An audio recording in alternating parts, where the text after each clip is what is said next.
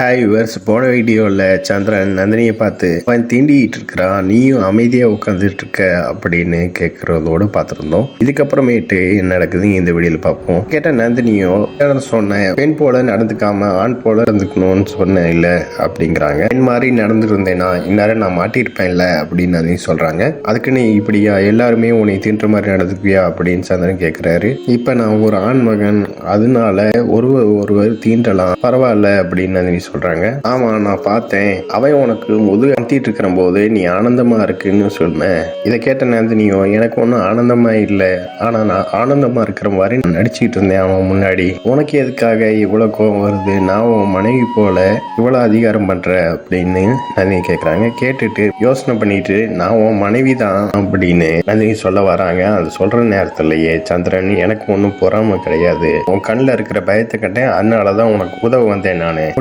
நீ ஒரு பெண், எதுக்கும் ஒரு எல்லை உண்டு அப்படின்னு சந்திரன் சொல்றாரு. உன்னை தீண்டும் போது நீ வேண்டான்னு சொல்லியிருக்கலாம் அப்படின்னு சந்திரன் சொல்றாரு. சொல்றது சரிதான், அதுக்கு நீ இந்த முறை உதவிட்ட, எப்பயுமே நீ உதவிட்டு இருக்க முடியாது அப்படின்னு நந்தினி சொல்றாங்க. இவ்வளவு தைரியம் அவனுக்கு, இனிமேல அவன் உன்னை கனவுல கூட தீண்டக்கூடாது, அப்படி ஒரு சிகிச்சை கொடுத்துருக்கேன் அவனுக்கு, இனிமேலு வாழ்நாள் முழுவதும் இப்படிதான் நடந்துட்டு இருப்பான், எங்க அவன் அப்படின்னு சொல்லிட்டு சந்திரன் அந்த இடத்த விட்டு போறாரு. சந்திரனோட ஒவ்வொரு செயலையும் பார்த்த நந்தினி, இன்னைக்கு எதுக்கு இவன் இவ்வளவு பொறாமப்படுறான் இன்னும் புரியலையே அப்படின்னு சொல்லிட்டு மனசுக்குள்ள நினைக்கிறாங்க. அடுத்த காட்சியில அந்த மாணவர் நந்தினியை பார்த்து, வா ஜெயன், குளியல் அறையில 2 பேரும் குளிக்கிறதுக்கு இடம் இருக்கு, என்னோட வா, நம்ம 2 பேரும் ஆனந்தமா குளிக்கலாம் அப்படின்னு அந்த மாணவர் சொன்ன உடனே இதை பார்த்த சந்திரன் வாயில கை வைக்கிறார். அதே நேரத்துல நந்தினியும் தயங்குறாங்க. இதை பார்த்த மாணவர், என்ன ஆச்சு ஜெயன் அப்படிங்கிறாரு. நான் குளிக்கிறதுக்கான துணி என்னோட அறையிலேயே இருக்குது, அதை நான் எடுத்துட்டு வரேன் அப்படின்னு சொல்லிட்டு அந்த இடத்த விட்டு பார்க்கறாங்க. அந்த நண்பரும் வேற ஒரு நண்பரை பார்த்து, வா நம்ம 2 பேர் குளிக்கலாம் சொல்லிட்டு போறாரு. நந்தினி அந்த இடத்த விட்டு போக பாக்குறாங்க. அந்த நேரத்துல சந்திரன் தடுத்து நிறுத்துறாரு. நான் சொல்றது கேளு, இந்த ஆசிரமத்தோட சட்டம் இது, குளிக்காம எந்த செயலையும் நீ செய்ய முடியாது, அதனால நீ குளிக்காம இருக்க முடியாது, குளிக்கிறது முக்கியம், மற்றும் கூட நீ குளிக்கிறதுக்கு பதிலா ஏன் கூட குளி அப்படிங்கிறாரு சந்திரன். கேட்டு நந்தினியும் அதிர்ச்சியாகிறாங்க.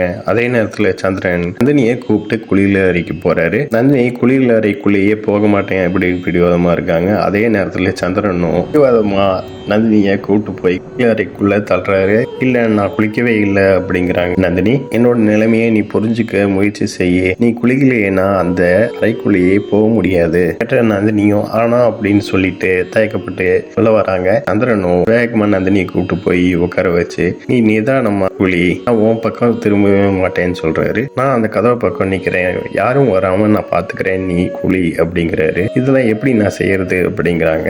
அதுக்குள்ளேயே சந்திரன் அந்த மீசையும் தாடியும் எடுத்து விட்டுறாரு. அதுக்கப்புறம் சந்திரன் நந்தினி பக்கம் திரும்பாம தண்ணி எடுத்து நந்தினிக்கு ஊத்துறாரு. உடம்புக்கு தேய்க்கக்கூடிய அந்த காலத்து சோப்பியும் கொடுக்குறாரு. சந்திரனும் குளிக்க பாக்குறாரு. இதை பார்த்த நந்தினியும், நீ என்ன செய்யற அப்படிங்கிறாங்க. நானும் குளிக்க வேண்டாமா, அதுதான் நான் செய்யறேன் அப்படிங்கிறாரு சந்திரன். சொன்னதை கேட்ட நந்தினி, இங்க என்ன நடக்குது இறைவா அப்படின்னு மனசுக்குள்ள நினைக்கிறாங்க. ஸ்நான பொடியை கொடு அப்படிங்கிறாரு. நந்தினி அந்த ஸ்நான பொடியை சந்திரன் கைக்கு கொடுக்கறதுக்கு பதிலாக கீழே போட்டுறாங்க. கீழே கடந்த ஸ்நான பொடியை எடுத்து உடம்புல தேய்ச்சி குளிக்கிறாரு. நந்தினி, நான் குளிச்சு முடிச்சுட்டு என்னோட துணி எடு அப்படிங்கிறாங்க.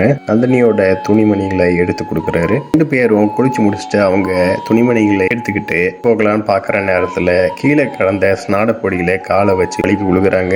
கண்ணை திறந்து பார்க்கும்போது நந்தினி தன்னோட மேல படுத்திருக்கிறத தெரிஞ்ச உடனே கண்ணு மூடிட்டு வேற சைடு திரும்புறாரு. தான் மேல இருக்கிற ஸ்நான பொடி போறதுக்காக தண்ணி எடுத்து மறுபடியும் ஊத்திட்டு ஆடைகளை மாத்திட்டு அந்த இடத்து விட்டு போறாங்க. இதோட இந்த எபிசோட் முடியுது. நெக்ஸ்ட் எபிசோட்ல பார்க்கலாம். அந்த சேனல் சப்ஸ்கிரைப் பண்ணுங்க, பெல் பட்டனையும் பிரஸ் பண்ணுங்க, லைக் பண்ணுங்க, ஷேர் பண்ணுங்க. தேங்க்யூ.